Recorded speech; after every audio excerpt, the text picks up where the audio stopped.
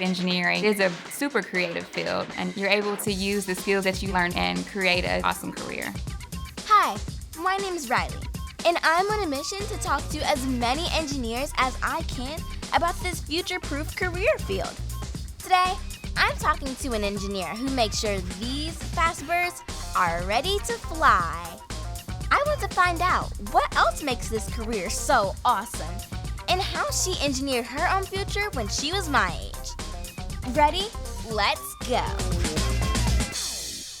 So, Cassandra, is it true that fighter jets can't fly until you make sure that they're safe? Well, I wouldn't say me by myself, but there's a whole team of people that work together to make sure that the airworthiness of the planes, meaning the temperature, the electronics on the plane, where they're flying at, all of those things have to be in place in order for them to take off. So with the team of people, we work together to make sure that that happens. So what kind of engineer are you?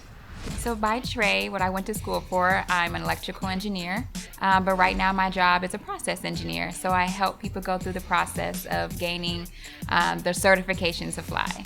I work in the Air Force Life Cycle Management Center at the Wright-Patt Air Force Base in Dayton, Ohio. That is so cool. So have you ever got to fly in one of those fighter jets?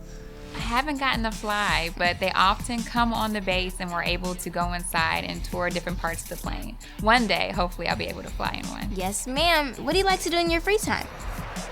So outside of engineering, I am a doula, which is a labor support person. So when a mom becomes pregnant, they would like someone to help them through the process, whether that's doing birth education or help with labor and delivery. So I'm there in the hospital or at the home birth. So a doula and an engineer are two different worlds. Is there any challenges that come with very different jobs? Yes, definitely. I'm using different parts of my brain, but in the end, I'm trying to accomplish something that will make people proud. And so when you're an engineer and I'm helping people through the process of wanting to fly planes or getting trained in the simulator, the end goal is being able to fly. And when I'm helping moms, it's going through the process of getting their body ready. And in the end, flying with this baby and being totally incredibly happy about the end result. So when you were my age, were there any hobbies that you enjoyed doing? So when I was a kid, I loved playing outside. I was always outside skating, playing basketball, different kinds of sports. And then since I was also kind of this math nerd, I was also involved in different robotics things, Lego building. I love computer games like The Sims, which is probably not even popular anymore. Yes, it is. I play The Sims all the time. Oh, yes. Awesome. So all of those things. How did you know that engineering was going to be something for you? I didn't know at first, actually. When I thought about engineering, I thought about a person on a train conducting it. That's what I thought an engineer was. But I loved math and science. And so when I was in high school, I had a college counselor who was a huge mentor to me. And she knew that I loved math and was good at it. So she suggested that I go to a summer camp for engineering. And when I went there, I got to see all the different facets of engineering. It opened my eyes to what I could do as an engineer. That is really cool, but since you talked about math and science, asking for a friend, coming from a middle schooler, do you have to be a pro at those two subjects in order to be an engineer? Definitely not, because everything you're going to learn, you'll learn by doing it, by practicing and just applying your knowledge and asking for help when you need it. You don't need to be perfect, but if you have a passion for it, that'll definitely help you be successful in it. Mm-hmm. So did being a woman of color present any challenges in the engineering system?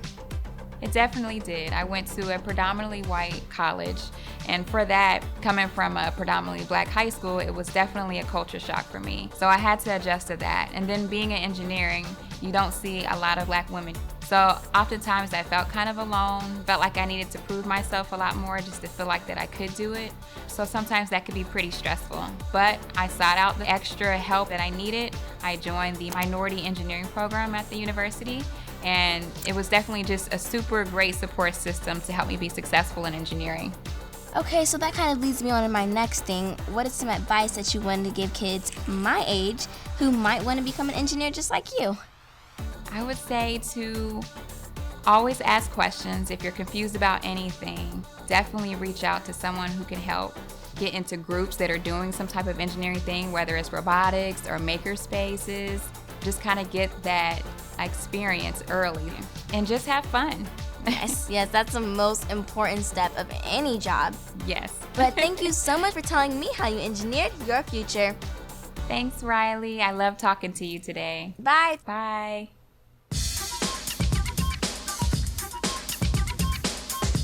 Mission accomplished.